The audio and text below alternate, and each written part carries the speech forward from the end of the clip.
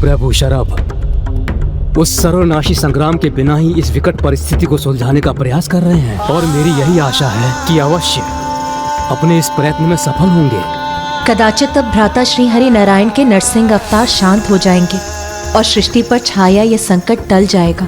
संकट के टलने की आशा तो अवश्य जागृत हुई है, किंतु मेरा मन अभी भी न जाने क्यों विचलित हो रहा है।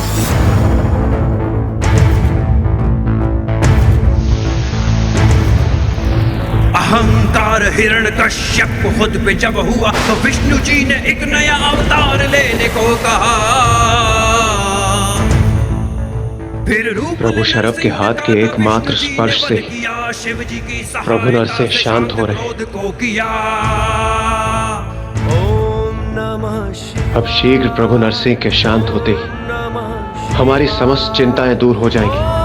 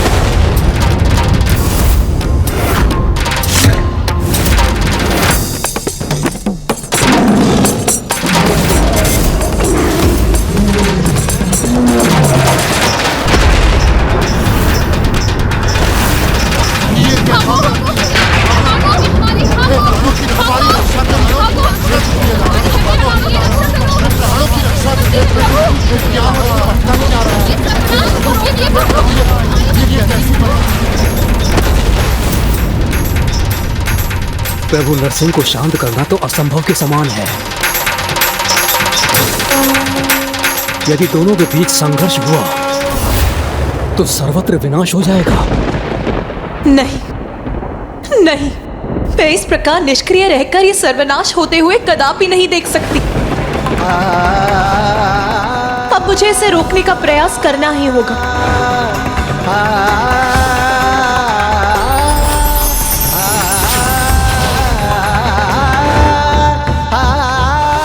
किंतु लंकेश, माँ ऐसा क्या करने वाली थी? उन्होंने ऐसा क्या किया होगा ये तो आपको अवश्य ज्ञात होगा गौरी पुत्र।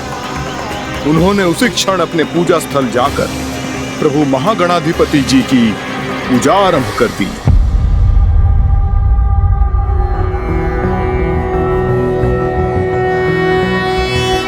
नमस्ते ब्रह्म रूपाय विष्णु रूपाय ते नमः। नमस्ते रुद्र रूपाय करि रूपाय। ओम गण गणपते नमः। ओम गण गणपते नमः। ओम गण गणपते नमः। ओम गण गणपते नमः। ओम गण गणपते नमः।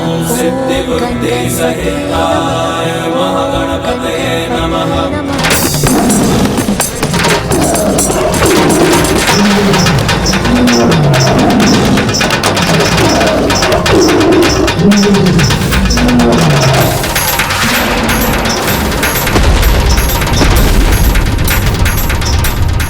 अब तो स्थिति और भी अधिक विकट होती जा रही है। प्रभु नरसिंह का क्रोध तो शांति नहीं हो रहा। अब तो प्रभु शरभ उन्हें पीछे धकेलने में असमर्थ हो रहे।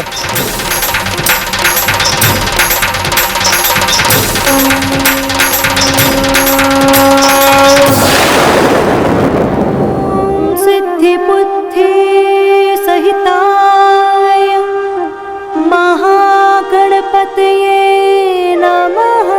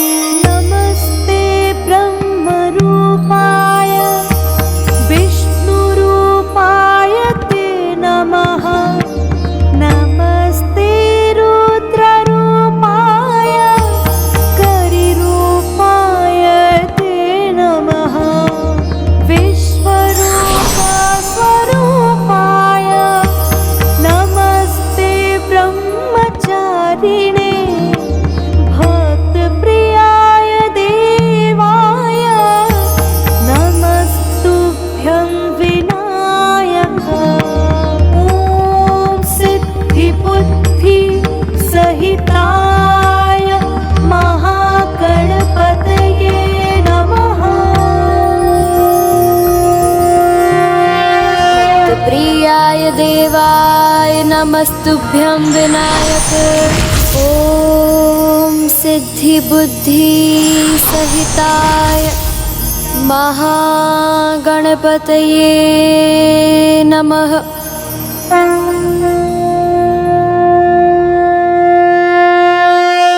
हे प्रभु महागणाधिपति जी, भ्राता नारायण और स्वामी दोनों ही अपने विराट और उग्र रूप में एक दूसरे के सम्मुख हैं। स्वामी ने शांति से इस स्थिति को सुलझाने का प्रयास भी किया, किंतु अब यह आभास हो रहा है कि इन दोनों के मध्य के संघर्ष को रोक पाना असंभव है प्रभु। और यदि ये संघर्ष हुआ तो ये समस्त सृष्टि के सर्वनाश का कारण बनेगा। इसीलिए यदि स्वामी अपने प्रभु शर्भ अवतार में भ्राता श्री हरि नारायण के प्रभु नरसिंह अवतार को रोकने में सफल हो भी गए तो भी सृष्टि में कुछ भी शेष नहीं रह जाएगा। इसीलिए प्रभु मुझे इस महासंकट से मुक्ति का कोई उचित सुझाव सुझाइए। हे जगत जननी, इस स्थिति में तो अन्य किसी के भी प्रयासों का सार्थक होना अत्यंत कठिन है, किंतु हाँ, एक उपाय अवश्य है जिससे प्रभु नरसिंह का क्रोध शांत होना संभव है। वो उपाय क्या है प्रभु?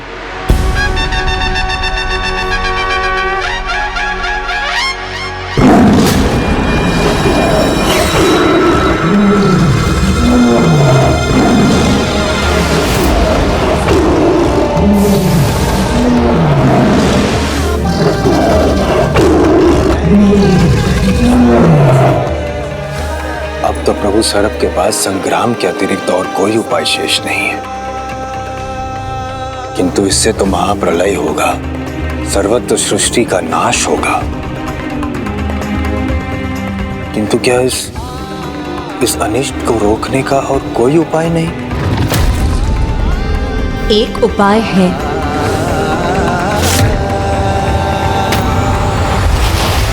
अब इस महासंघर्ष को रोकने का एक ही उपाय है जो प्रभु महागणाधिपति ने प्रभु नरसिंह को रोकने हेतु मुझे सुझाया है, और ये उपाय है चंदन।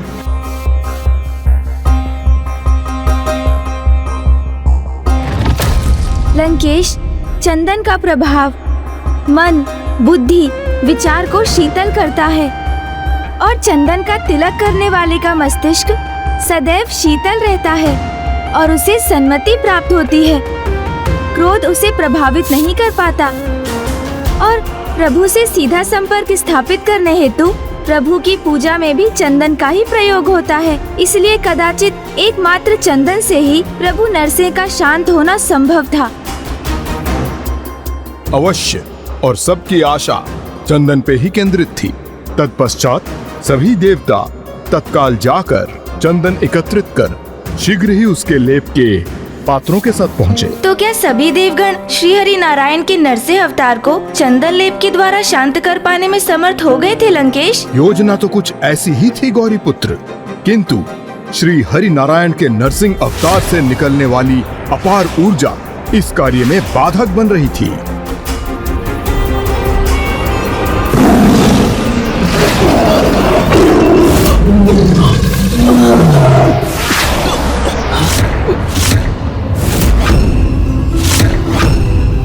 ये क्या? मैं आगे बढ़ने में असमर्थ क्यों हो रहा हूँ? मुझे किसी भी प्रकार आगे बढ़ने का प्रयास करना होगा।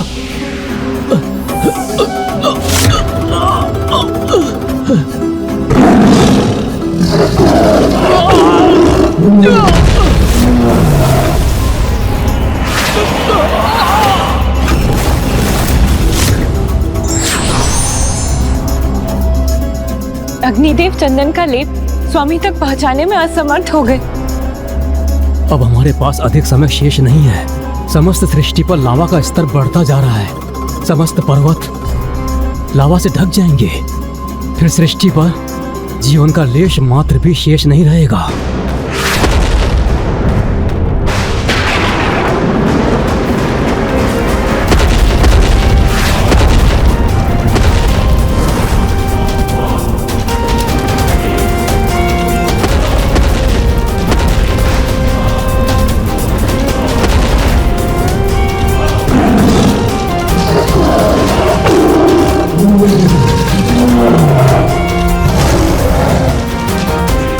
तो शीघ्र इनके ऊर्जा मंडल भी एक दूसरे से टकराने वाले हैं।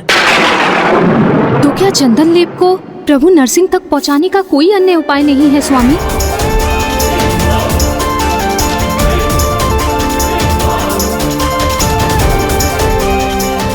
तभी सभी देवगण एक एक कर अपने अपने प्रयास आरंभ कर दिए, किंतु जो अपार ऊर्जा नरसिंह और प्रभु शरव के ऊर्जा मंडल से उत्सर्जित हो रही थी, उसके समक्ष तो कोई भी देवगण टिक ही नहीं सके। स्थिति अति जटिल थी गौरी नंदन, परंतु मात्र देवराज इंद्र ने अपना प्रयास नहीं छोड़ा था।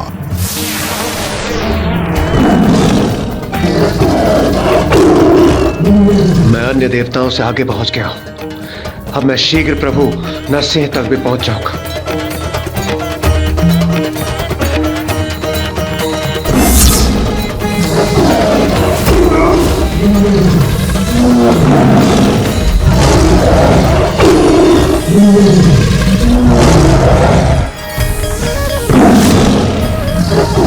प्रभु नरसिंह की ऊर्जा तो मुझे पीछे की ओर ढकेल रही है, किंतु मैं अपनी संपूर्ण शक्ति लगाकर प्रयास करूंगा।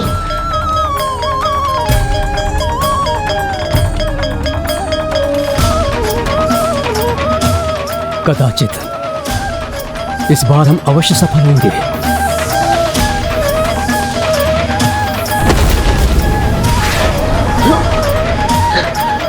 मैं भी इस ऊर्जा मंडल में प्रवेश करने में असफल हो गया।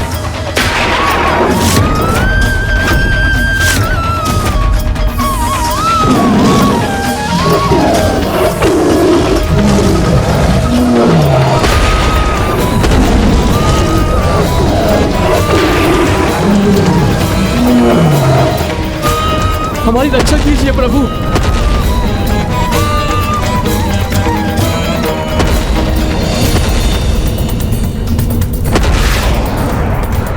कदाचित अब सृष्टि का विनाश होकर ही रहेगा।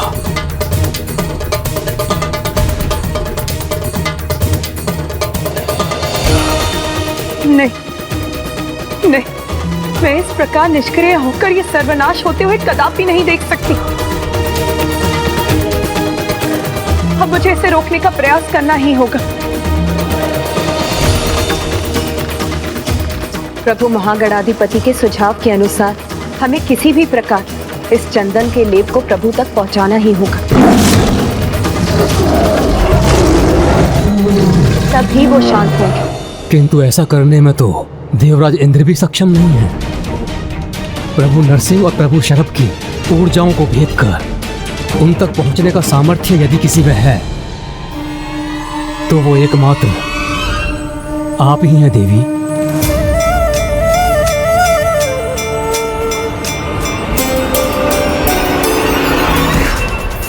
मुझे पुनः प्रयास करना होगा।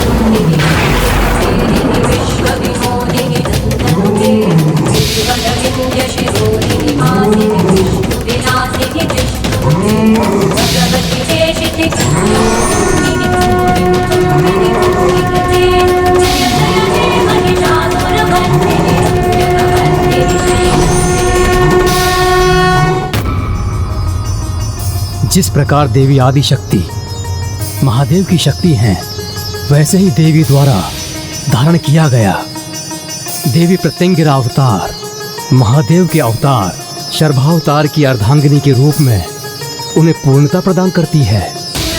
देवी प्रत्यंगिरा के प्रकट होने के उपरांत जिस उद्देश्य से महादेव ने शर्भ अवतार लिया है वो अवश्य संपन्न होगा। हाँ नाथ, जिस प्रकार महादेव ने महाविद्याओं के प्रत्येक रूप में देवी पार्वती का साथ दिया, उसी प्रकार अब उनके सर्वावतार में देवी पार्वती ने भी उनका सहयोग करने हेतु ये रूप धारण किया है।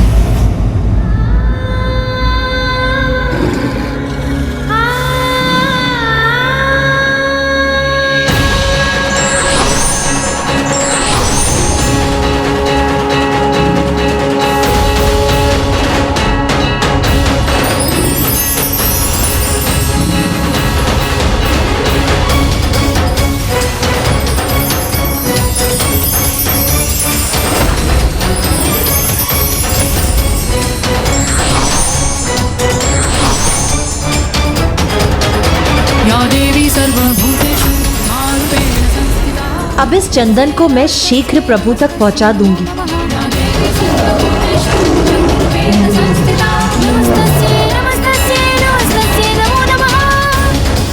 माता, समय रहते हुए प्रभु नरसिंह के निकट पहुंचकर हमारी रक्षा आप ही कर सकती है माता।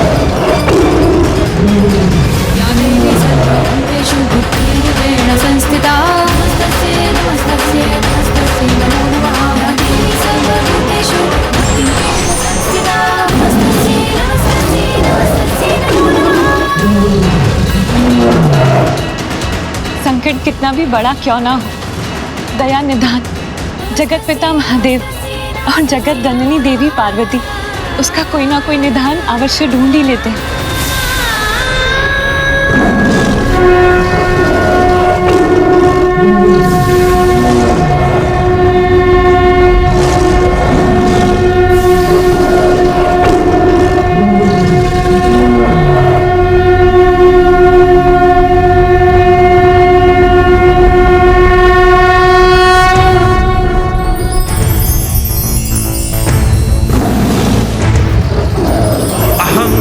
हिरण्यकश्यप को खुद पे जब हुआ तो विष्णु जी ने एक नया अवतार लेने को कहा।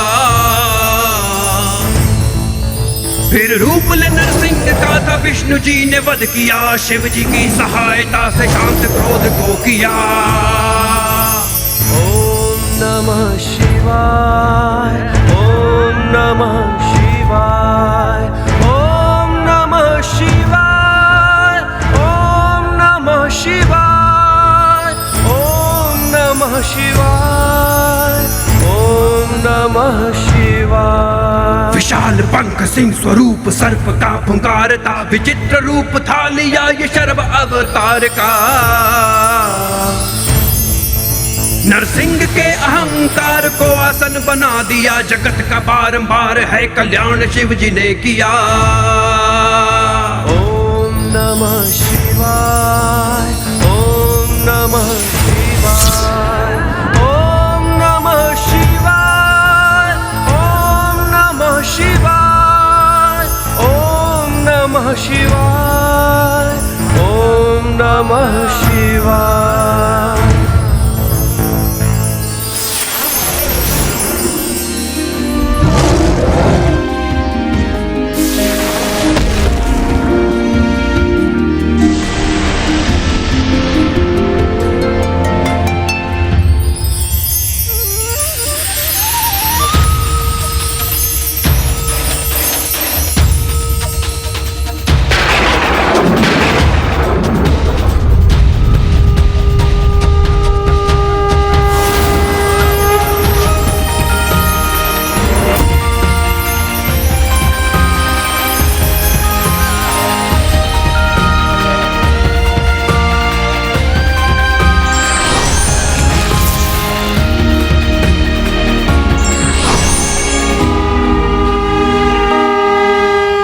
ओम हरि, ओम हरा, ओम हरा, ओम हरा,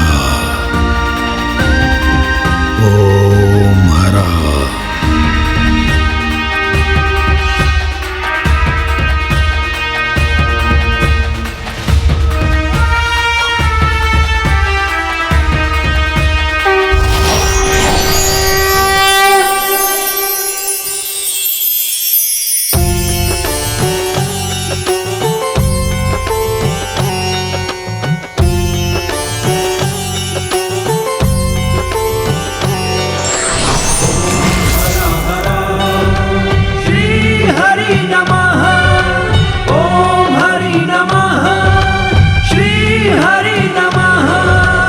विनती करूं भगवन स्वीकार करो, विनती करूं भगवन स्वीकार करो। इस सृष्टि का तुम ही उद्धार करो, उद्धार करो। विनती करूं भगवन स्वीकार करो। हे प्रभु शरभ, हम धन्य हुए आपके दर्शन पाकर। अब हरी हम पर छाए संकट से हमें मुक्त कराने के लिए आपको कोटि कोटि धन्यवाद प्रभु। फिर से एक अवतार धरो, अब सृष्टि का संकट दूर हुआ। विनती करूं भगवन स्वीकार करो।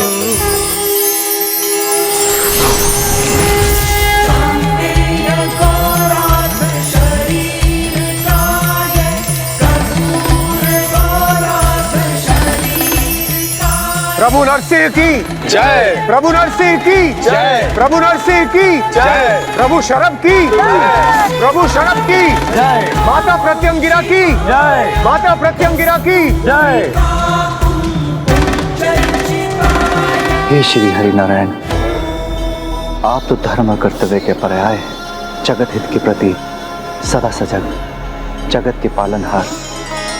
आपकी लीलाएं तो अद्भुत हैं, जिनका गूढ़ रहस्य समझना किसी के लिए भी सरल नहीं। आपको ये ज्ञात होते हुए भी कि आप नरसिंह अवतार में अपना नियंत्रण खो देंगे, फिर भी संसार के हित के लिए आपने ये अवतार लिया। हे महादेव, हिरण्यकश्यप के वध के पश्चात मैं अपनी विजय के आनंद में स्वयं से नियंत्रण खो चुका था। तब आपने शर्भावतार लेकर मुझे स्वयं पर नियंत्रण प्राप्त करने के लिए प्रेरित कर संसार को एक बहुत बड़ी सीख दी है। और मेरी लीला का तो यही उद्देश्य था कि मैं संसार के समक्ष एक उदाहरण प्रस्तुत करूं कि अपनी विजय के मध्य में स्वयं से नियंत्रण खोना एक बहुत बड़ी भूल होती है।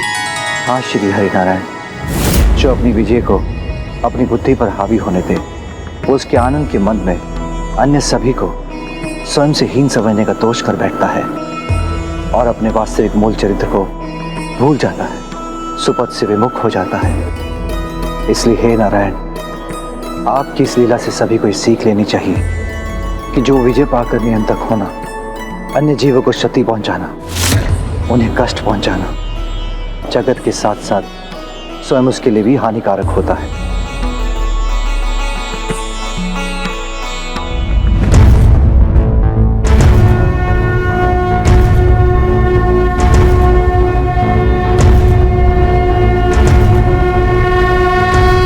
इस प्रकार प्रभु शिव शंकर शंभू ने आपके मामा जी श्री हरि नारायण को सीख देने के साथ साथ संसार के समक्ष विजयी होने के उपरांत कैसा व्यवहार करना चाहिए, इसका एक अत्यंत महत्वपूर्ण जीवन सूत्र प्रकट किया।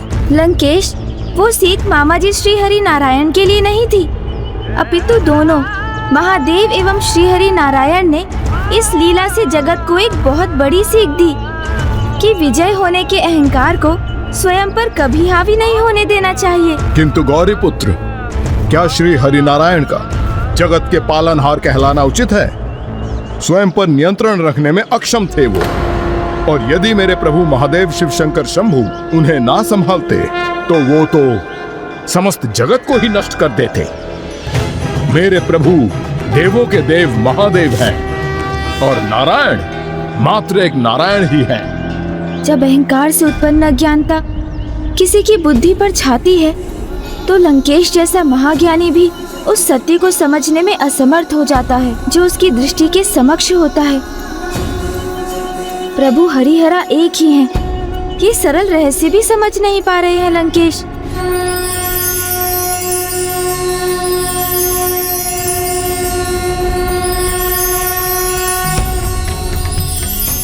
आप पुनः किस विचार में डूब गए हैं गौरी पुत्र? कुछ नहीं लंकेश, आप जल ग्रहण कीजिए।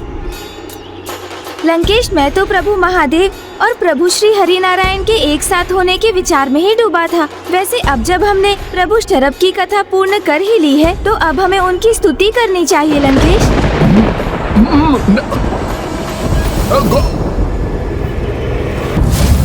मैं किसी प्रकार प्रभु वीरभद्र और प्रभु भैरव से सुरक्षित रहा, किंतु यदि प्रभु शरभ आत्मलिंग मेरे हाथ में देखकर कुपित हो गए तो फिर मैं अपनी रक्षा कैसे सुनिश्चित करूंगा?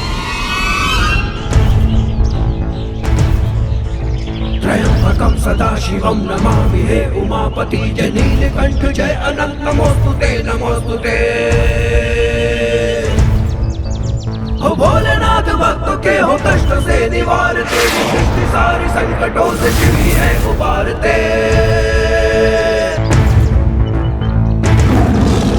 विशाल पंख सिंह स्वरूप सर्प का पुकार था विचित्र रूप था लिया ये शर्व अवतार का।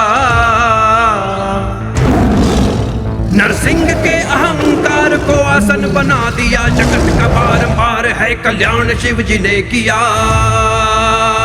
ओम नमः शिवाय ओम नमः शिवाय ओम नमः शिवाय ओम नमः शिवाय।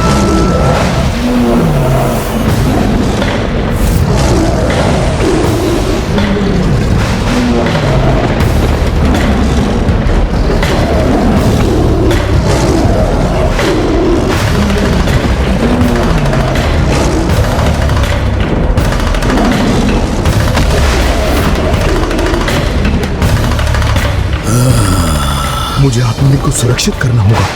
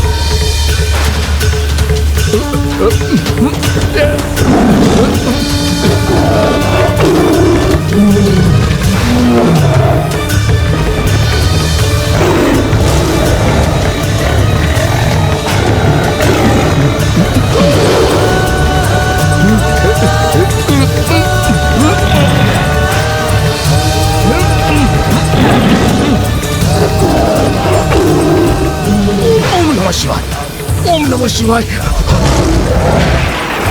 जय शिव शंकर शंभू।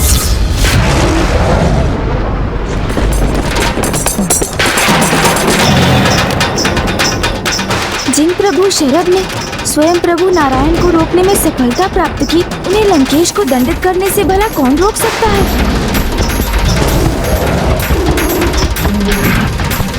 जय शिव शंकर शंभू, जय शिव शंकर शंभू, जय शिव शंकर शंभू।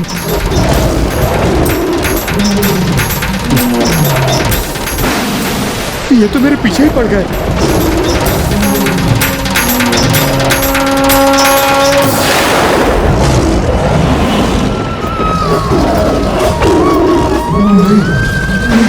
जय शिव शंकर शंभू, जय शिव शंकर शंभू, जय शिव शंकर शंभू। प्रभु शरभ के क्रोध से अब मेरी रक्षा कैसे होगी?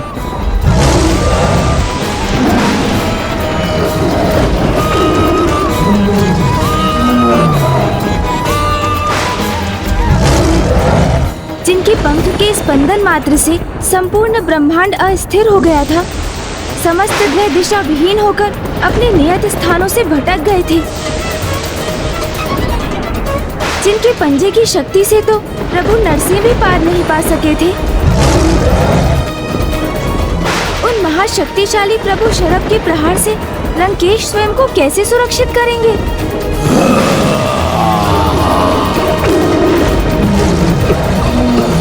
जय शिव शंकर शंभू, जय शिव शंकर शंभू, जय शिव शंकर शंभू।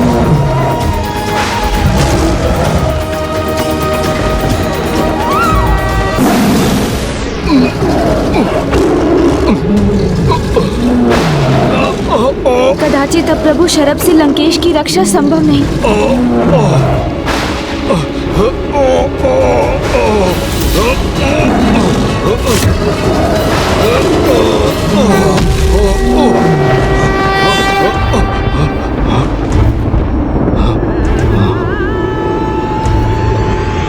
ये क्या? प्रभु का क्रोध शांत हो गया? क्या हुआ? प्रभु की अचानक इस प्रकार रुकने का क्या कारण है?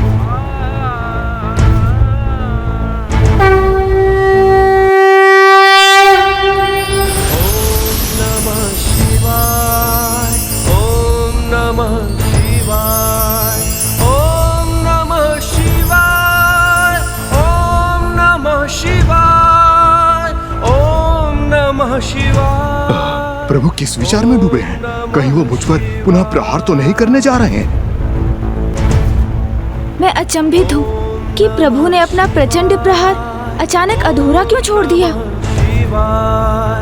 ओम नमः शिवाय, ओम नमः शिवाय, ओम नमः शिवाय, ओम नमः शिवाय।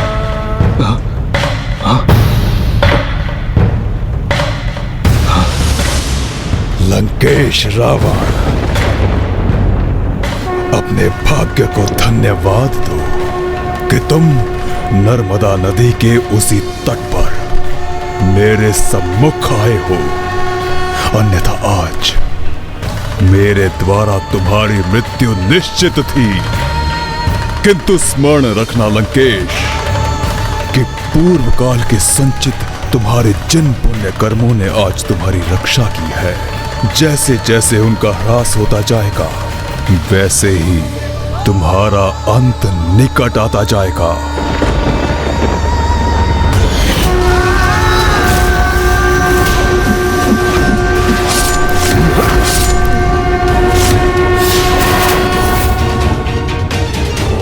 लंकेश जल, लंकेश जल, लंकेश जल। लंकेश आप अचानक चौंक क्यों गए? ये तो मात्र मैं ही हूँ, गणेश। आप जल ग्रहण करेंगे?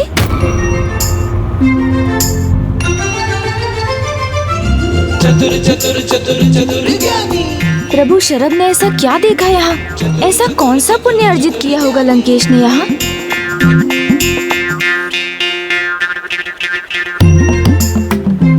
क्या हुआ गौरी पुत्र? ऐसे चारों ओर क्यों देख रहे हैं आप? नहीं लंकेश, मैं तो मात्र ये ज्ञात करने के लिए अत्यंत उत्सुक हूँ कि प्रभु शरभ ने ऐसा क्या देखा यहाँ। वो आपके किस पुण्य का उल्लेख कर रहे थे और यहाँ के कण कण से प्रभु का शिव मंत्र कैसे उत्पन्न हो रहा है? चतुर गणेशा। मेरी जिज्ञासा शांत कीजिए ना लंकेश। गौरी पुत्र, आपकी ये जिज्ञासा तो माँ नर्मदा नदी के तल में जाके ही शांत होगी। आप जो वहाँ पाएंगे वो देखकर आप चकित व आनंदित अवश्य हो जाएंगे। कहीं ऐसा तो नहीं कि लंकेश इतने भयभीत हो गए हैं कि अब मेरा उनके निकट रहना भी उन्हें स्वीकार नहीं, इसीलिए मुझे यहाँ से दूर भेज रहे हैं? गौरी पुत्र, अब आप किस विचार में डूब गए? माँ नर्मदा नदी के जल में एक बार प्रवेश करके तो देखिए, आपको ये स्वयं ज्ञात हो जाएगा कि प्रभु शरभ किस कारण से मुझे अर्थात प्रभु महादेव शिव शंकर शंभू के महानतम भक्त को क्षति पहुंचाने से क्यों रुक गए।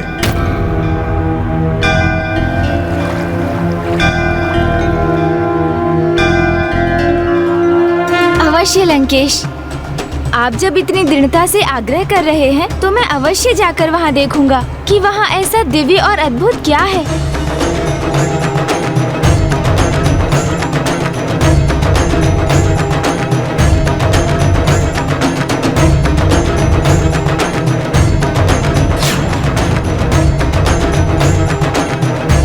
प्रणाम माँ नर्मदा।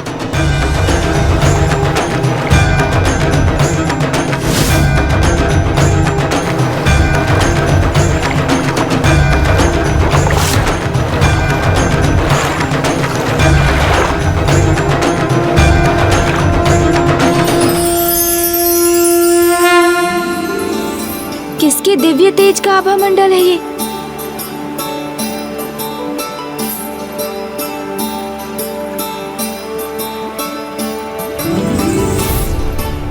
कितना अद्भुत दृश्य है ये।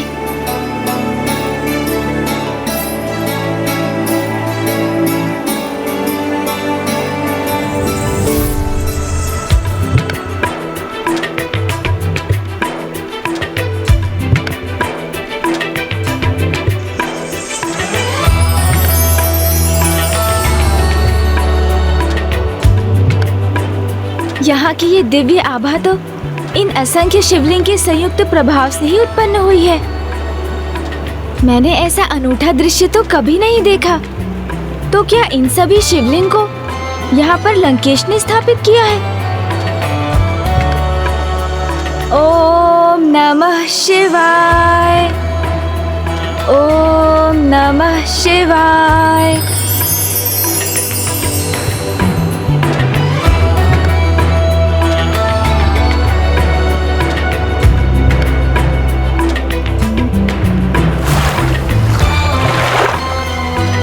लंकेश, कितना अलौकिक और दिव्य दृश्य था ना वो।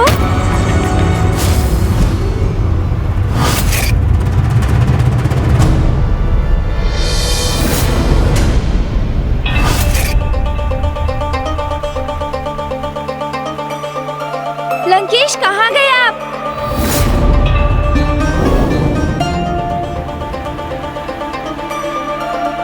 लंकेश, दशानन, मेरा संशय सत्य तो नहीं हो गया? मुझे माँ नर्मदा की जलधारा के भीतर भेजकर लंकेश कहीं अदृश्य तो नहीं हो गए? लंकेश, लंकेश, कहाँ हैं आप? कहीं लंकेश मुझसे मुक्ति पाकर लंका के मार्ग पर अकेले ही तो नहीं बढ़ गए?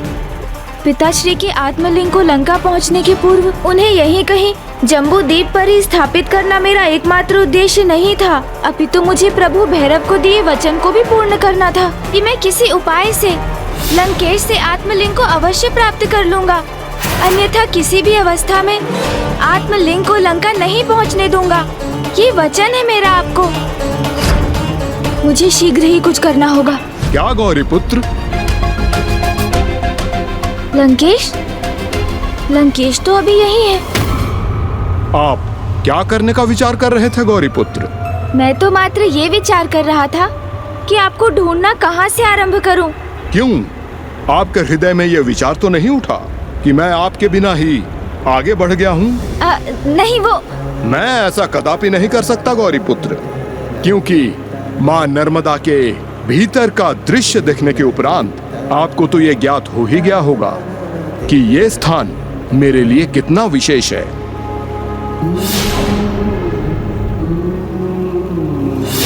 हाँ लंकेश, वो दृश्य तो सर्वथा अनूठा, दिव्य और आकर्षक था। असंख्य शिवलिंग और उनके दिव्य आभा मंडल के दर्शन का अनूठा सौभाग्य प्राप्त हुआ मुझे। किंतु माँ नर्मदा नदी के तल पे असंख्य शिवलिंग कैसे स्थित हुए, यही जानना चाहते हैं ना आप गौरी पुत्र? मेरे दशानन रावण की भक्ति के चमत्कार से, क्योंकि मैंने प्रभु शिव शंकर शंभू की उपासना करते हुए अनेकों वर्षों तक उनके मंत्र का असंख्य बार जाप किया, जिसके कारण उनके मंत्र की गूंज अभी भी है यहाँ।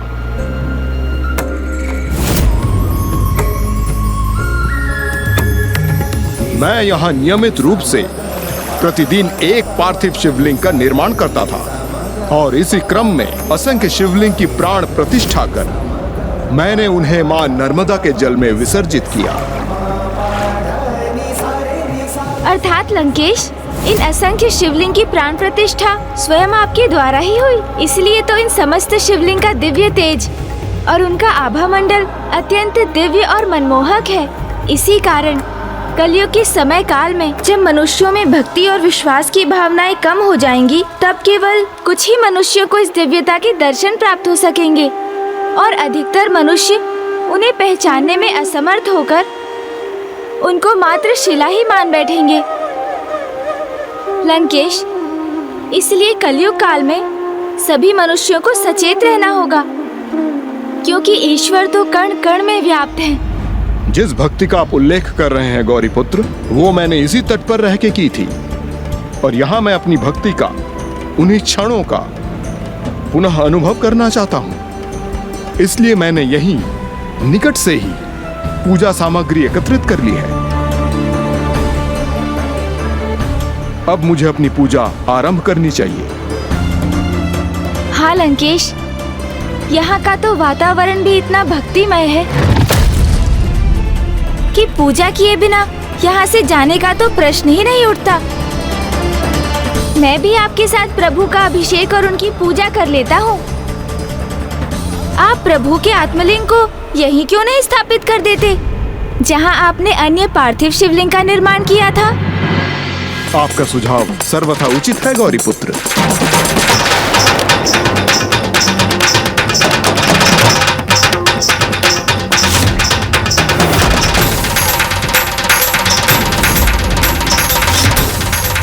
जैसे ही लंकेश पिताश्री के आत्मलिंग को यहाँ स्थापित करेंगे, वैसे ही वो यहीं मध्य जम्बूद्वीप में ही स्थापित हो जाएंगे।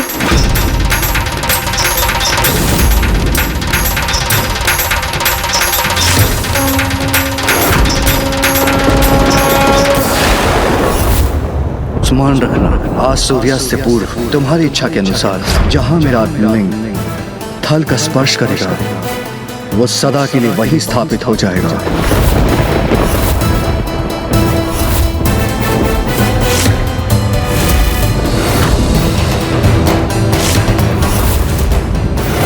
लंकेश को तो मेरी युक्ति का आभास हो गया है, अर्थात अब मुझे भी उनके क्रोध का सामना करना होगा।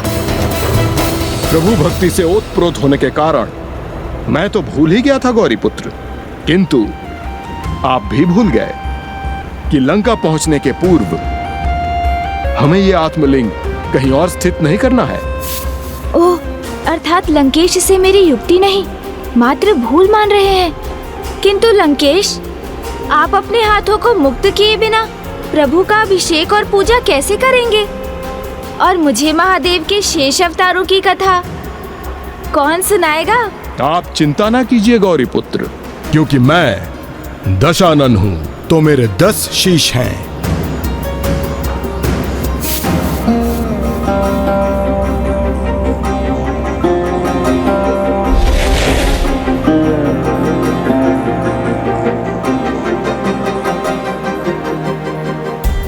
गौरी पुत्र, इस प्रकार दशानन रावण प्रभु शिव शंकर शंभू के आत्मलिंग को अपने हाथों में स्थित कर उनकी पूजा एवं अभिषेक संपन्न कर लेगा, और मेरा एक शीश आपको शिव अवतारों की अगली कथा भी सुनाता रहेगा।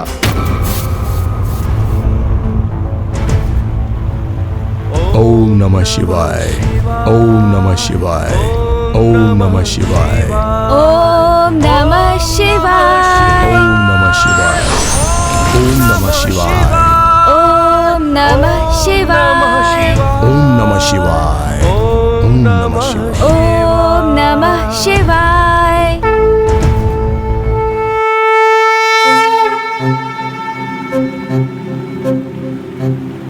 गौरी पुत्र, भक्ति सत्य हो तो भक्त को ईश्वर अवश्य प्राप्त होते हैं। उसी प्रकार यदि प्रेम सत्य हो तो प्रेम करने वालों को उसके प्रेम के पात्र का सानिध्य भी प्राप्त हो जाता है, और इसका साक्षात उदाहरण तो स्वयं महादेव ने प्रस्तुत किया था। स्वयं महादेव ने?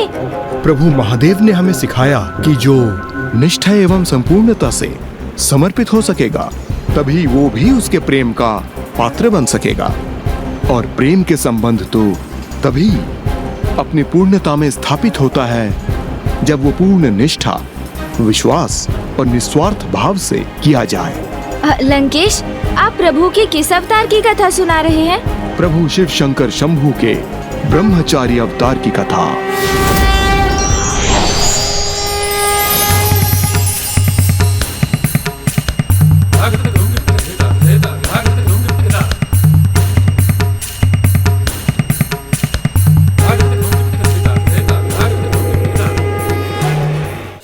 ये तो सर्वज्ञात है ही कि किस प्रकार माता पार्वती ने घोर तपस्या और कठिन सेवा कर प्रभु को पति रूप में प्राप्त किया था, किंतु देवी सती को देवी प्राप्ति के रूप में पाने के लिए प्रभु शिव शंकर शंभू ने कितनी कठोर तपस्या की, उसकी चर्चा तो कोई भी नहीं करता। माँ की तपस्या का तो ज्ञात था मुझे, किंतु माँ को प्राप्त करने के लिए पिताश्री ने भी तपस्या की थी। उनकी तपस्या तो देवी सती के आत्मदाह से ही आरंभ हो गई थी। सर्वप्रथम उन्होंने वीरभद्र जी का आह्वान कर देवी सती के प्रति हुए अधर्म का साक्षी बनने का दंड दिया।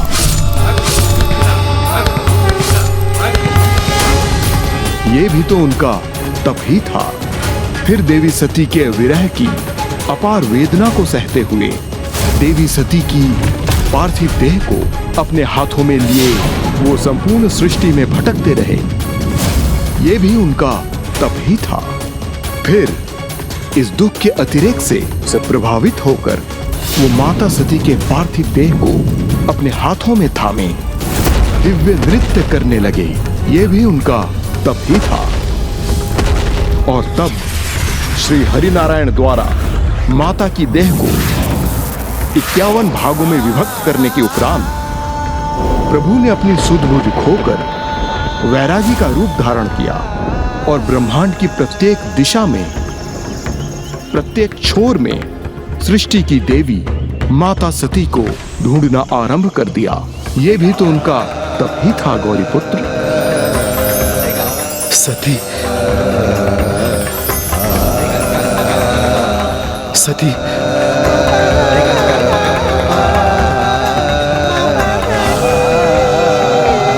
सती,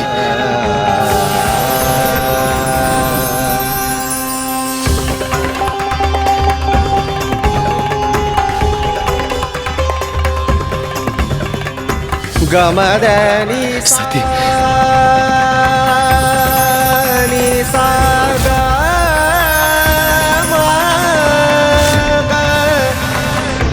गरे साधनी सा गमदनी सा सती, सा सती, गरे साधनी सा। और इसी प्रकार सदियां बीत गई। भूमि, गगन, वायु, अनल एवं नीर मेरे प्रभु प्रकृति के हर कण में देवी सती को ढूंढते रहे, किंतु न देवी सती उन्हें मिली, न ही मेरे प्रभु का क्षोभ लेश मात्र भी कम हुआ। जब किसी अपने की छवि मन में बसी हो तो हर तत्व में उसके होने का आभास होता है। मेरे प्रभु के साथ भी तब ऐसा ही हो रहा था।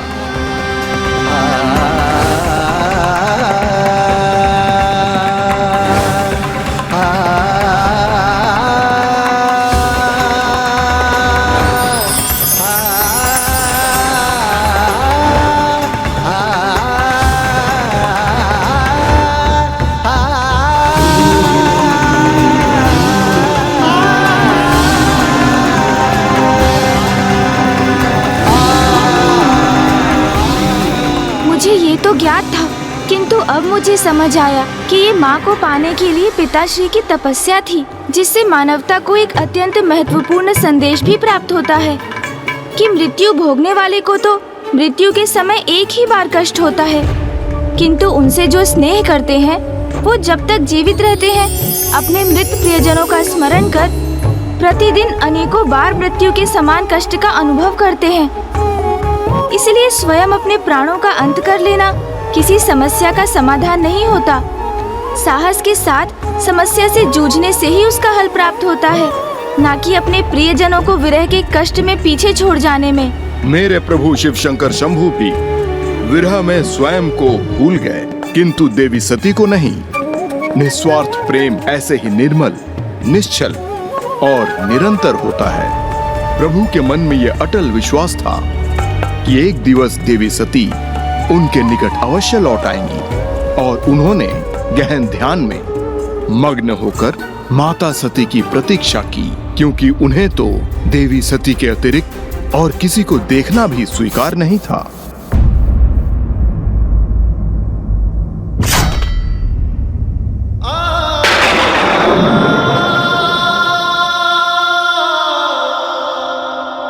प्रभु, स्वामी, प्रभु, स्वामी,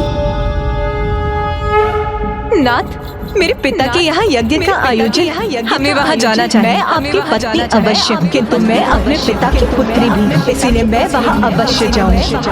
मेरे पिता के यहाँ यज्ञ का आयोजन, हमें वहाँ जाना चाहिए, हमें वहाँ जाना चाहिए।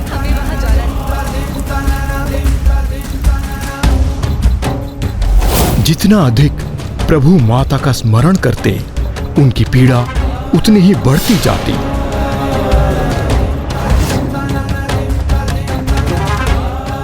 और फिर इसी प्रकार माता सती की छवि को अपने हृदय में रख अनेक वर्षों तक ध्यान में लीन रहे।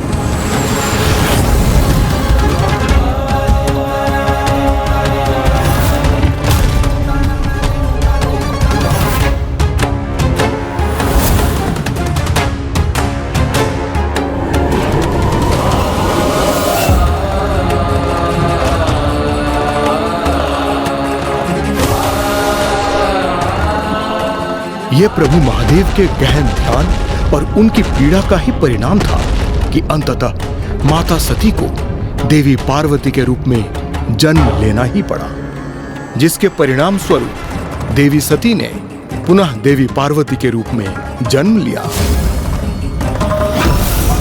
और एक दिवस जिस गुफा में प्रभु ध्यान मग्न थे, वो उनकी सेवा करने वहीं पहुंच गई।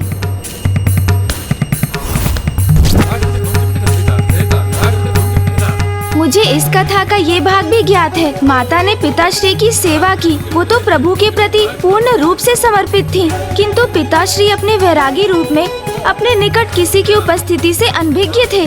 जब देवताओं ने कामदेव को भेजकर इस स्थिति में हस्तक्षेप करने का प्रयास किया, तो वो भी असफल हो गए।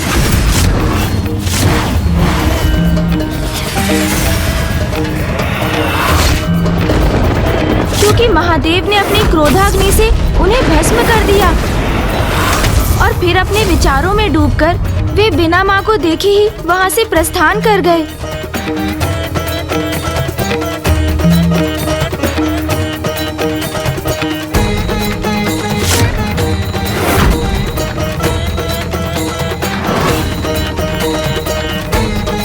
किंतु माँ फिर भी निराश नहीं हुई। जब उन्हें ज्ञात हुआ कि पिताश्री उन्हें कठोर तपस्या के उपरांत ही प्राप्त होंगे, तो उन्होंने अपनी तपस्या आरंभ कर दी। ओम नमः शिवाय, ओम नमः शिवाय, ओम नमः शिवाय। आप भी मात्र अपनी माता की तपस्या का ही उल्लेख कर रहे हैं गौरी पुत्र। आप भूल रहे हैं कि प्रभु ने भी तो तपस्या की और साथ ही साथ सहस्त्रों वर्षों तक देवी सती को स्मरण करते हुए एकाकीपन की पीड़ा को भी सहा।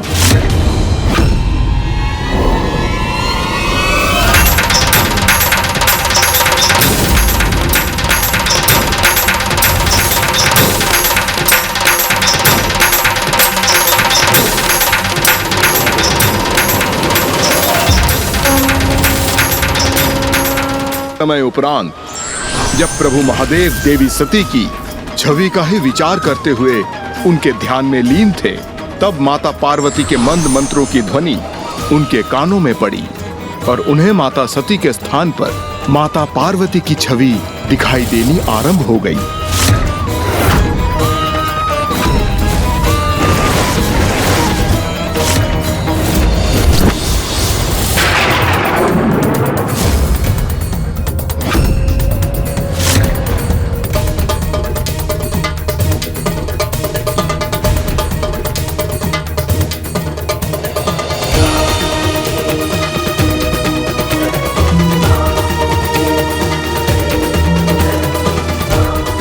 अंततः आप आ गए प्रिय।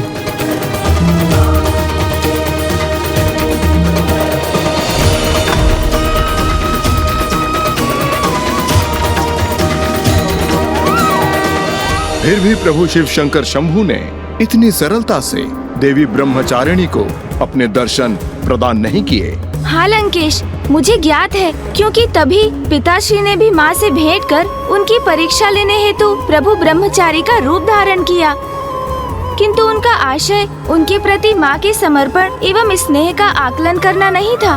तो फिर आपके अनुसार प्रभु उनकी परीक्षा क्यों ले रहे थे गौरी पुत्र?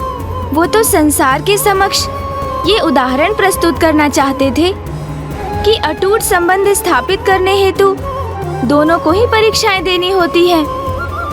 प्रभु की परीक्षा तो उनके विरह ने ली थी और अब माँ को अपनी परीक्षा देने का समय था। ओम नमः शिवाय, ओम नमः शिवाय, ओम नमः शिवाय।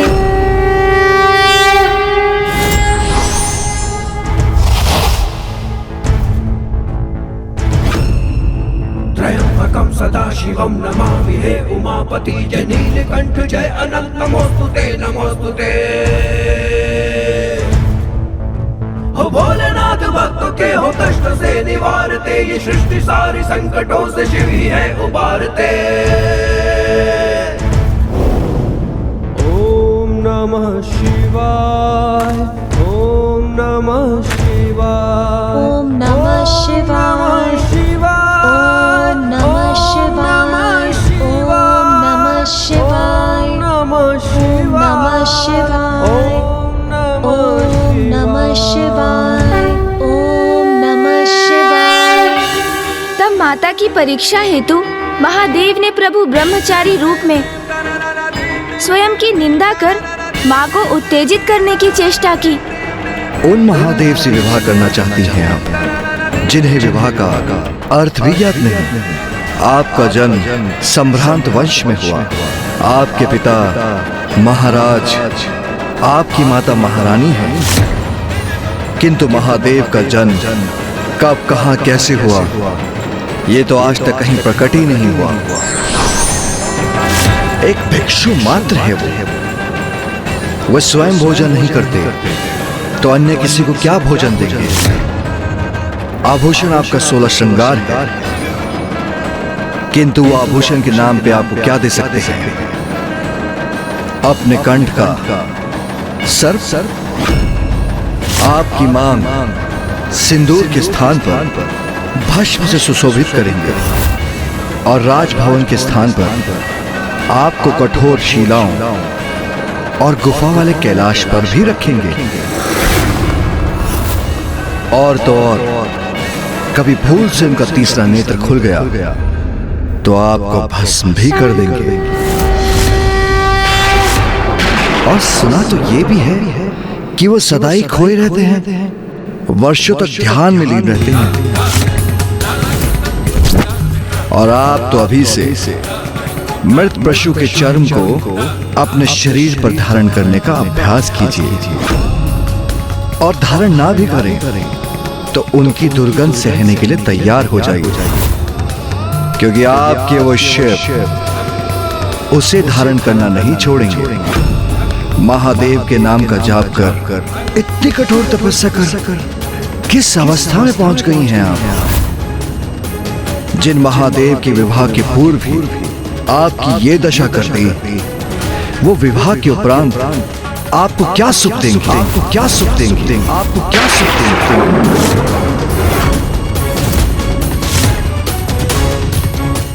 प्रभु महादेव के लिए इतने अपमानजनक शब्द कह रहे हैं ये, वो भी मेरे समक्ष।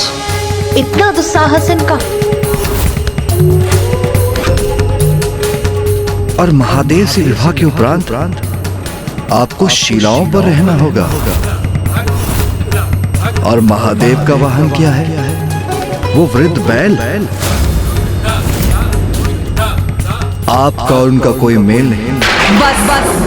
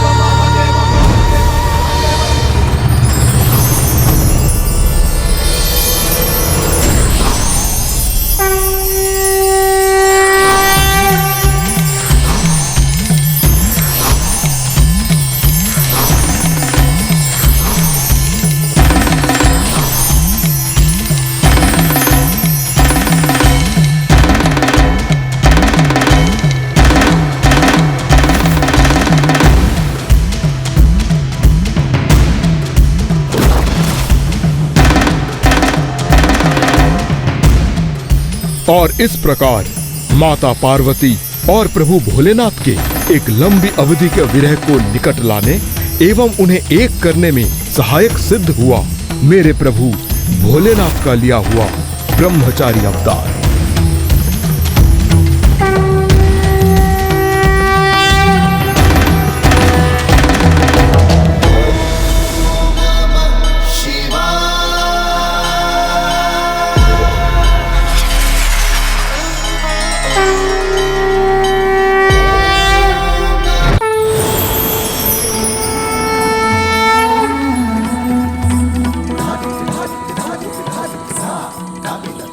मुझे क्षमा कीजिए प्रभु, मैंने आपको पहचाना नहीं।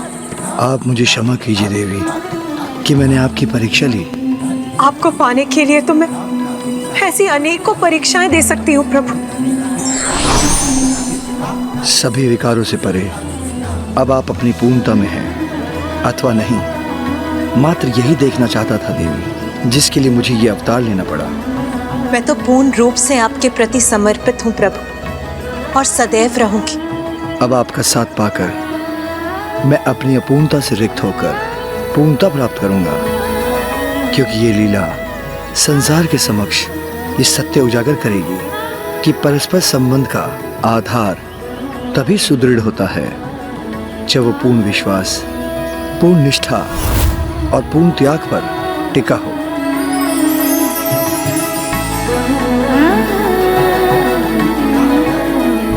अद्भुत। माँ के दृष्टिकोण से तो मुझे इस कथा का ज्ञान था, किंतु अब आपने मुझे पिताश्री के दृष्टिकोण से भी कथा सुनाई तो मुझे ज्ञात हुआ कि माँ को पाने के लिए पिताश्री ने भी कितने कष्ट सहे और किस प्रकार उन्होंने अपने ब्रह्मचारी अवतार के उदाहरण से जगत के समक्ष सुखी संबंध का रहस्य उजागर किया। संसार को ये दर्शाया कि निष्ठा और विश्वास से ही उत्तम संबंध की नींव स्थापित होती है। जगत के समक्ष सुखी संबंध का रहस्य उजागर किया। किसी एक को त्याग करने के लिए विवश करने के स्थान पर एक दूसरे के प्रति त्याग की भावना से उनकी प्रसन्नता में अपनी प्रसन्नता पाने से ही जीवन सुखमय होता है और अटूट संबंध स्थापित होता है।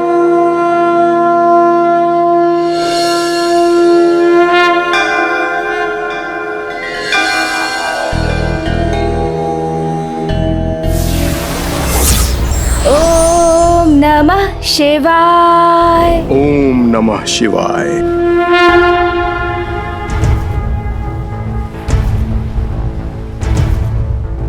त्र्यंबकं सदाशिवं नमामि हे उमापति जय नीलकंठ जय अनंत नमोस्तुते नमोस्तुते। हो भोलेनाथ भक्त के हो कष्ट से निवारते, ये सृष्टि सारी संकटों से जीवी है उबारते। ओम नमः शिवाय। ओम नमः शिवाय। ओम नमः शिवाय। ओम नमः शिवाय। ओम नमः शिवाय। ओम नमः शिवाय। सही व्यथा अनेक और वर्षों तक प्रतीक्षा की मां पार्वती के जैसे शिव जी ने भी है परीक्षा दी। संभव है कुछ भी जिसने दृढ़ निश्चय मन से कर लिया, ब्रह्मचारी अवतार में संदेश ये सबको दिया। ओम नमः शिवाय। ओम नमः शिवाय। ओम नमः शिवाय। ओम नमः शिवाय। ओम नमः शिवाय।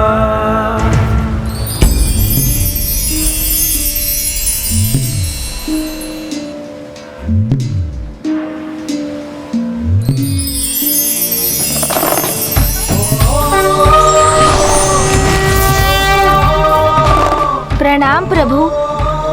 प्रणाम प्रभु। कल्याण हो।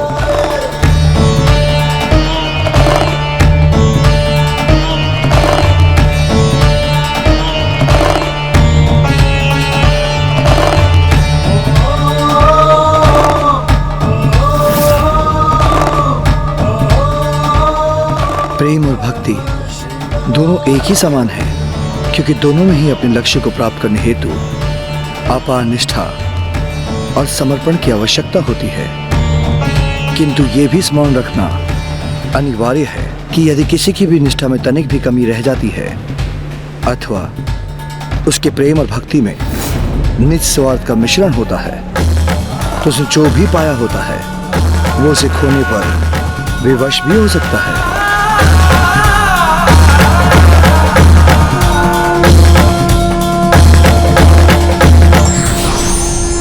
मैं प्रभु ब्रह्मचार्य का संकेत समझ गया गौरी पुत्र। कहीं उनका संकेत आत्मलिंग के प्रति तो नहीं था ना लंकेश? नहीं गौरी पुत्र, कदापि नहीं। ओहो, लंकेश के मन मस्तिष्क पर भक्ति के अहंकार का ऐसा आवरण चढ़ा हुआ है कि ये तो किसी भी मूल्य पर कुछ समझने के लिए तैयार ही नहीं। तो फिर आप ही बताइए, वो आपके अनुसार किस विषय पर चर्चा कर रहे थे लंकेश? वो तो हमारा ध्यान अपने अगले अवतार की ओर केंद्रित कर रहे थे, जिन्होंने अपनी एक भूल से वो सब कुछ गवा दिया जो उन्होंने ब्रह्मचार्य से प्राप्त किया था।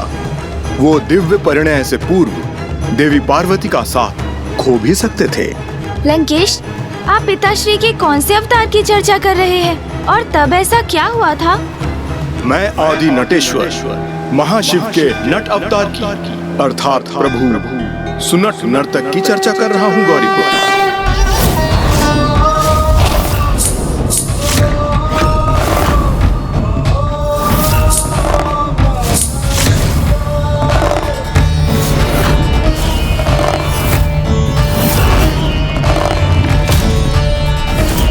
इस प्रकार प्रभु का नटराज स्वरूप सामने आया।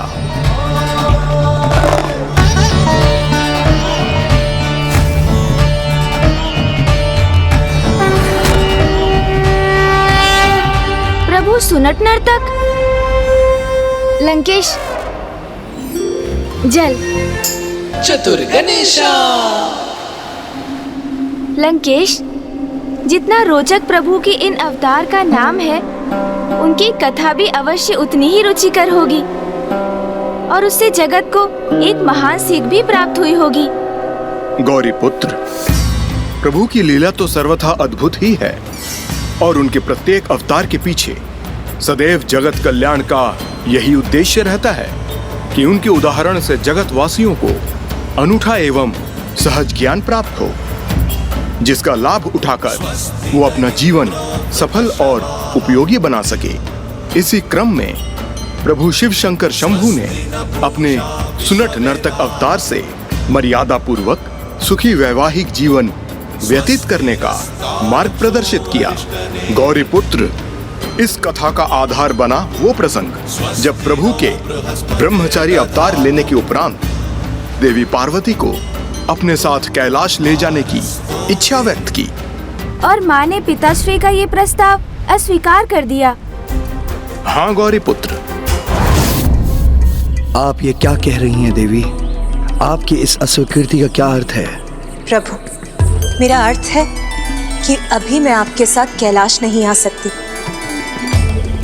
क्योंकि हमारा पूर्ण मिलन तो तभी स्थापित हो सकता है जब विधि विधान से हमारा ब्रह्म विवाह संपन्न हो, जो तभी संभव है जब आप अथवा आपके पक्ष से कोई मेरे माता पिता के समक्ष विवाह प्रस्ताव लेकर प्रस्तुत हो और वो कन्यादान कर मुझे आपको सौंपे, क्योंकि कन्यादान के बिना आपका मुझ पर पूर्ण अधिकार कैसे हो सकता है प्रभु?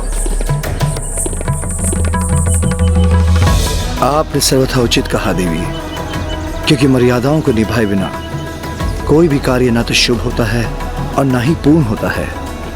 हम एक दूसरे को स्वीकार करते हैं, किंतु ये विवाह संबंध तो तभी संपूर्ण रूप से पूर्ण होगा जब आपके माता पिता की अनुमति और उनका आशीष प्राप्त होगा।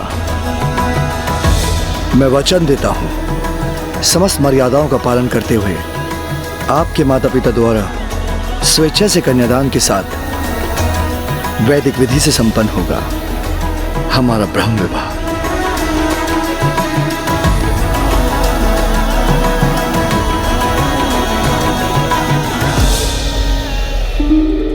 मुझे ज्ञात है पिताश्री द्वारा ब्रह्म विवाह की विधि का चुनाव करने का कारण था कि ये विधि ही विवाह की श्रेष्ठता और संपूर्णता प्रदान करती है।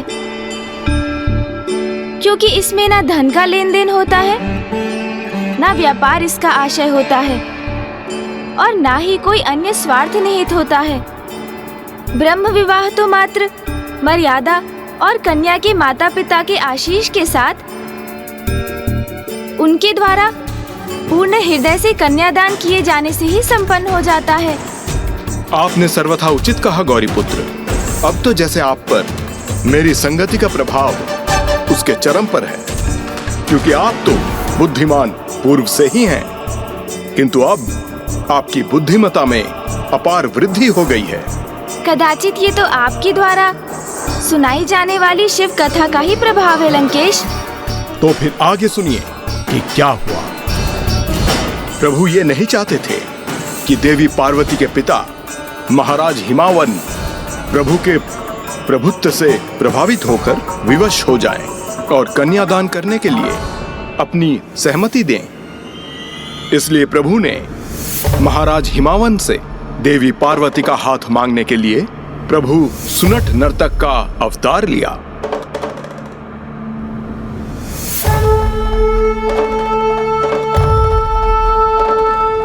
अब समय आ गया है।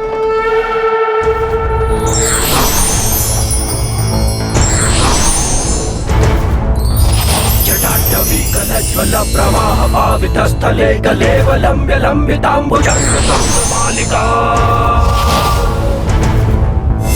डमड्डमड्डमड्डमन्निनादमड्डमर्वयं चकार चण्डताण्डवं तनोतु नः शिवा शिवम्।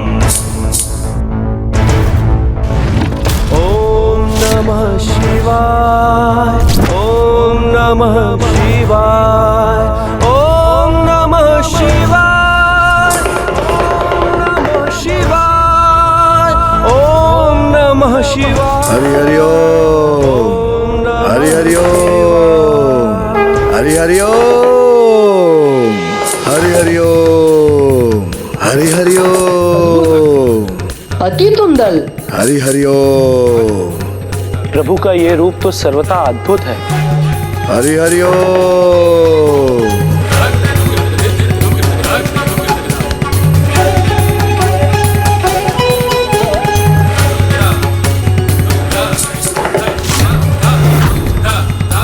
अब मेरे और किस संकेत की प्रतीक्षा कर रहे हैं आप दोनों?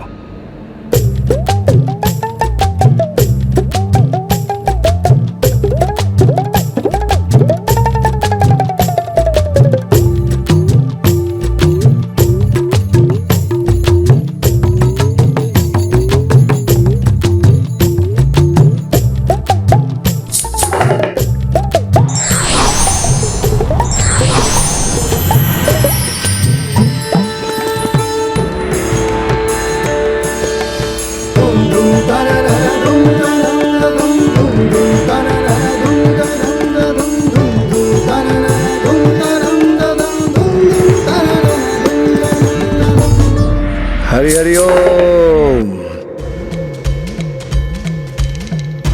हरि हरि ओम, हरि हरि ओम, हरि हरि ओम।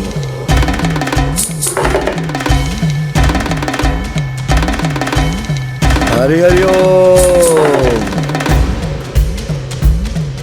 हरि हरि ओम।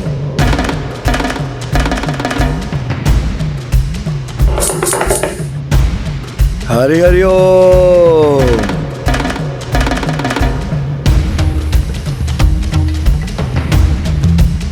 हरि हरि ओम। इतनी व्यग्रता का आभास क्यों हो रहा है मुझे?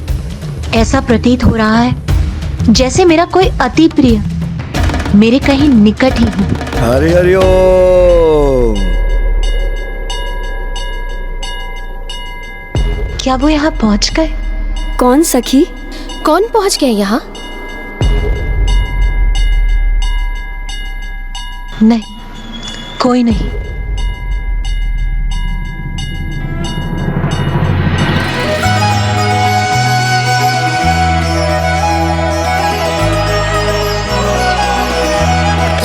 हरि हरि ओम, हरि हरि ओम, हरि हरि ओम।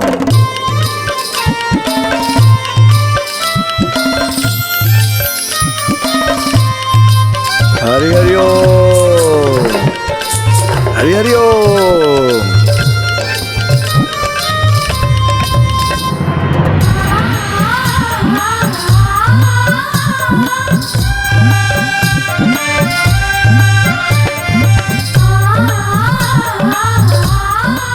क्या अपने वचन के अनुसार प्रभु विवाह प्रस्ताव लेकर आ गए हैं? हरि हरि ओम।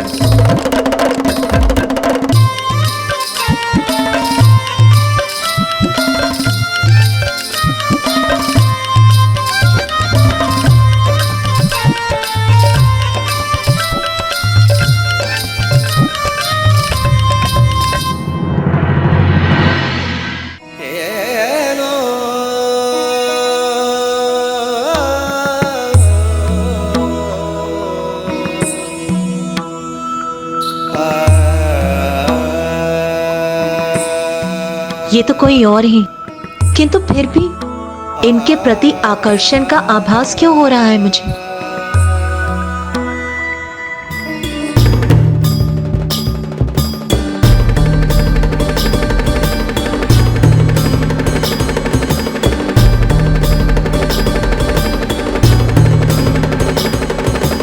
सखी पार्वती, क्या तुम इस नट से परिचित हो?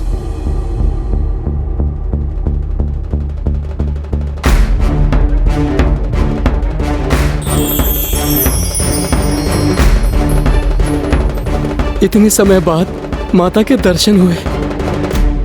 विश्वास नहीं हो रहा कि माता सती नवीन रूप लेके हमारे समक्ष आ गई हैं। हाँ नंदिदी, माता तो देखकर तो मैं भी बहुत आनंदित हूँ।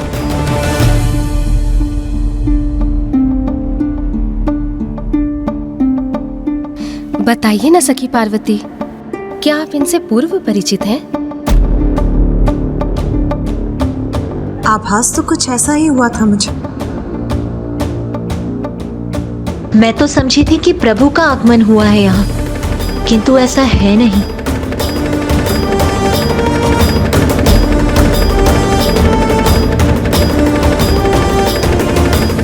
अर्थात माँ को शंका हुई थी कि नट के रूप में पिताश्री ही है। गौरी पुत्र, नट तो अपना भेष और रूप परिवर्तित करने में अत्यंत निपुण होते हैं।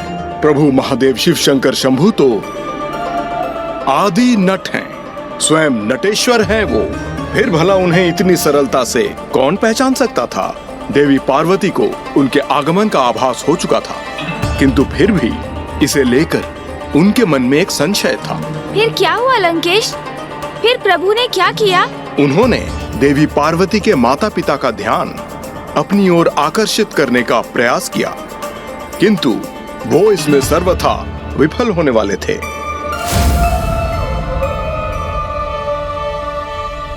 नहीं, कदाचित मुझसे ही इन्हें पहचानने में कोई भूल हुई है।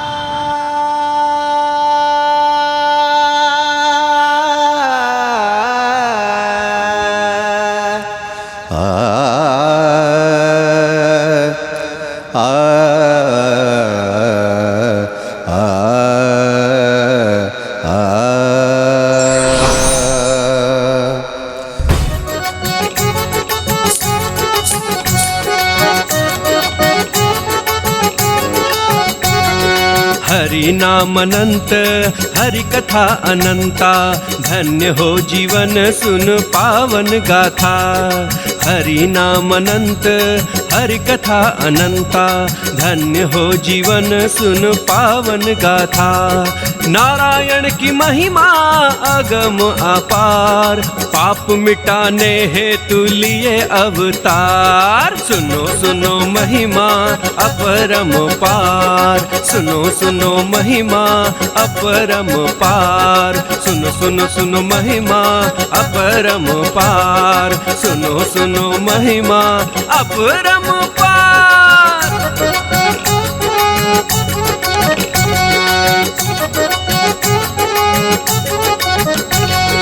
हरि नाम अनंत, हरि कथा अनंता, धन्य हो जीवन सुन पावन गाथा। हरि नाम अनंत, हरि कथा अनंता। देवी मैना, क्या हुआ? आप अचानक रुक क्यों गई? कितना मनमोहक स्वर है ये स्वामी। कौन है ये जिनके द्वारा प्रभु के भक्ति गान से मैं इतनी प्रभावित हो रही हूँ? देवी मैना, ये जिनका भी स्वर है, उन्हें हम कभी भी राजभवन में आमंत्रित कर उनके गायन का आनंद उठा सकते हैं। किंतु इस समय हमारी पुत्री कितने समय के उपरांत हमारे पास लौटी है, और ऐसे अनूठे क्षण हमारे जीवन में पुनः कभी नहीं आएंगे। इसलिए इस समय हमें यह सुखद और अमूल्य क्षण अपनी पुत्री को देना चाहिए, ना कि उस नट को। आइए।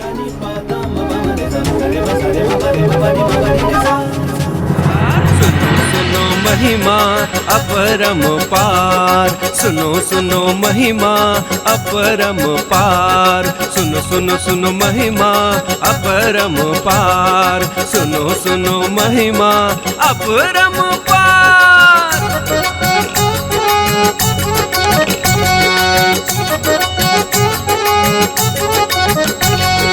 हरि नाम अनंत, हरि कथा अनंता, धन्य हो जीवन सुन पावन गाथा। हरि नाम अनंत, हरि कथा अनंता, धन्य हो जीवन सुन पावन गाथा। नारायण की महिमा अगम अपार, पाप मिटाने हेतु लिए अवतार।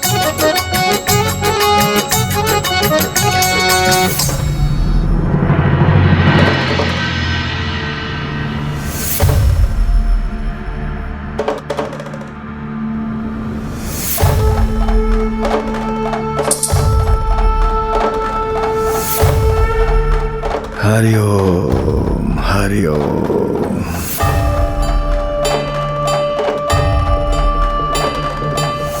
हरि ओम, हरि ओम। महाराज, मुझे आशा है मैं आपको यहाँ अपने नट कौशल का प्रदर्शन करने प्रस्तुत हुआ हूँ। यदि आप मुझे एक अवसर दें तो मैं आपको अपने प्रभु विष्णु, प्रभु शिव की कथा सुनाने का एक अवसर चाहता हूँ। हरि हरि ओम।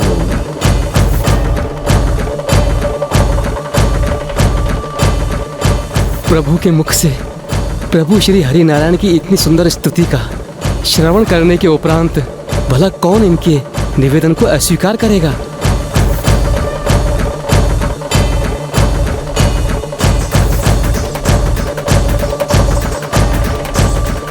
अद्भुत। स्वागत है तुम्हारा सुनट नर्तक। तुम्हारे गायन से मैं और मेरा समस्त परिवार अत्यंत प्रभावित हुआ, और मुझे पूर्ण विश्वास है कि तुम्हारा नट कौशल और भी प्रभावी होगा। किंतु आज का दिन उसके लिए उचित नहीं है।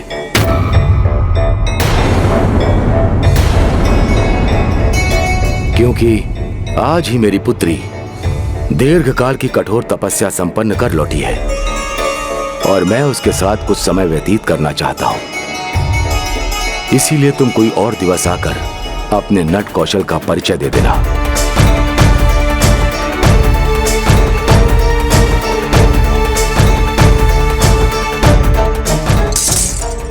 हरि हरि ओम, हरि ओम।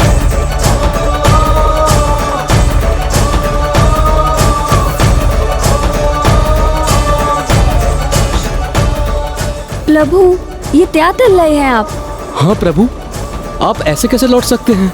नंदी, तोतला, हम यहाँ बिना निमंत्रण के अथवा पूर्व सूचना के ही पहुंच गए।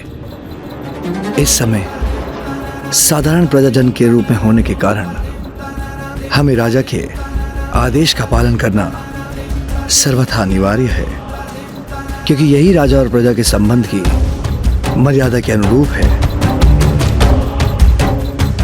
हरि ओम, हरि ओम।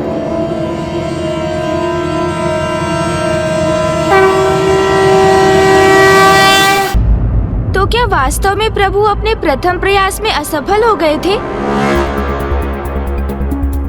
उन्हें माता से विवाह का प्रस्ताव प्रस्तुत करने का तो क्या, नाना जी महाराज हिमावन के समक्ष अपनी कला का प्रदर्शन करने का अवसर भी प्राप्त नहीं हुआ। गौरीपुत्र, जब महाराज हिमावन ने उनकी कला के प्रदर्शन के प्रस्ताव को अस्वीकार कर दिया तो प्रभु कैसे अपनी मर्यादा का उल्लंघन करते, क्योंकि उनका तो इस अवतार का एकमात्र उद्देश्य था संसार को मर्यादा के पालन की सीख देना। किंतु हां, जब वो वहां से लौट रहे थे तो देवी पार्वती अवश्य असमंजस में थीं।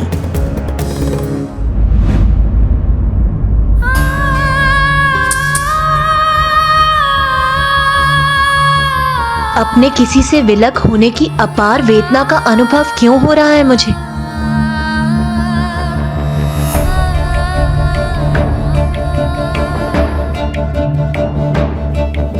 देखो, तुम्हारे स्वागत हेतु मैंने तुम्हारे लिए जम्मू द्वीप के विभिन्न भागों से ये आभूषण, मिष्ठान, फल और विशेष प्रकार के वस्त्र मंगवाए हैं। आशा करता हूं कि ये सब तुम्हें भाएंगे।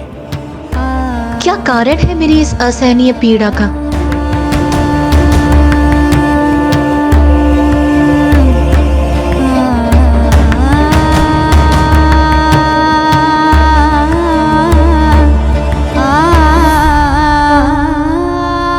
पार्वती,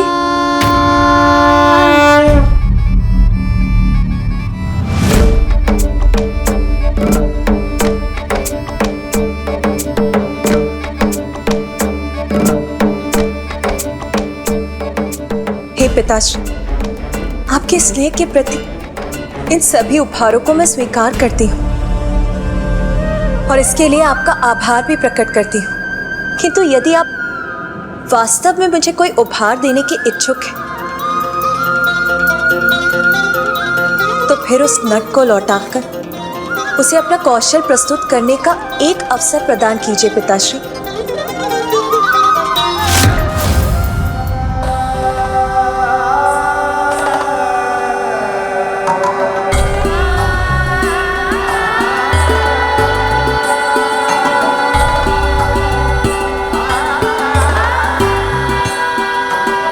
अवश्य पुत्री, तुम्हारी प्रत्येक इच्छा पूर्ण करना मैं अपना सौभाग्य समझता हूं।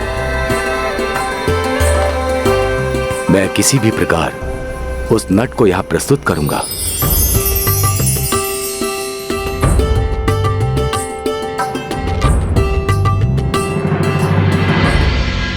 तो प्रभु को जो अवसर चाहिए था वो उन्हें प्राप्त हो गया। फिर तो पिताश्री ने अवश्य ही नाना जी हिमावन को प्रभावित कर उनसे माँ का हाथ मांग लिया होगा ना?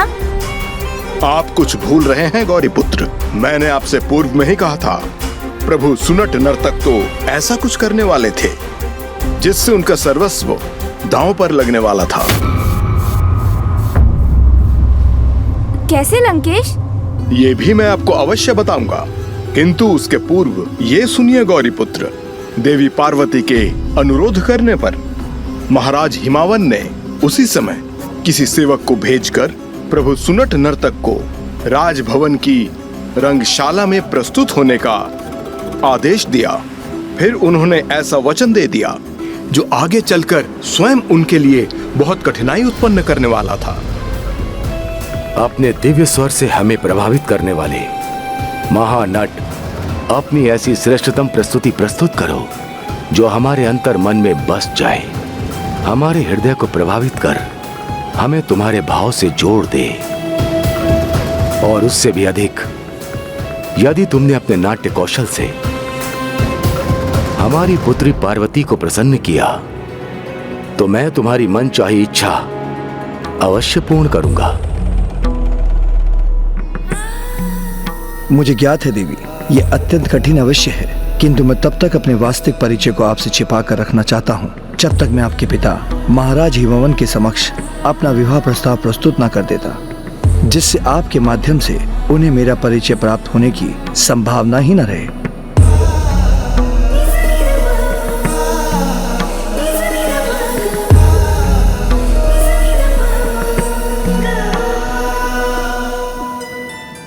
महाराज, मुझे आशा है कि मेरे अपूर्व कला कौशल के प्रदर्शन के उपरांत आप अपने वचन पर स्थिर रहेंगे और मेरी मनचाही इच्छा अवश्य पूर्ण करेंगे। विश्वास रखो नट, यदि तुमने अपना कार्य कुशलता से पूर्ण किया तो मैं अपना वचन अवश्य पूर्ण करूंगा। तब उचित है मैं अपने नाटक के माध्यम से आपको एक कथा सुनाऊंगा, कथा भस्मासुर की।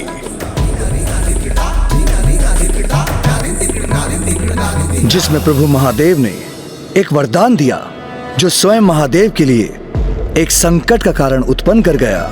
अवश्य, यह प्रसंग तो अत्यंत रुचिकर सिद्ध होगा।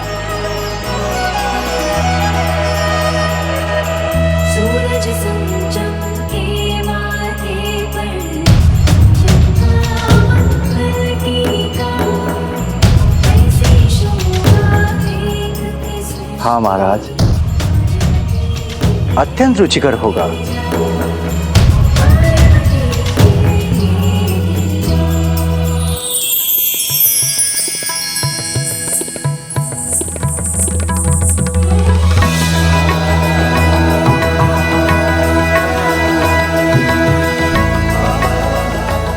इससे पूर्व मैं इन्हें कभी नहीं मिली, किंतु इन्हें देखकर व इनके वचनों से मुझे ऐसा क्यों आभास हो रहा है जैसे मेरा इनसे परिचय आज का नहीं अपितु जन जन्मांतर का हो। कदाचित कहीं मैं इन्हें पहचानने में भूल तो नहीं कर रही। बस कुछ क्षण और पार्वती, फिर मन के बादल छटते ही आपके सारे भ्रम भी स्वतः ही दूर हो जाएंगे।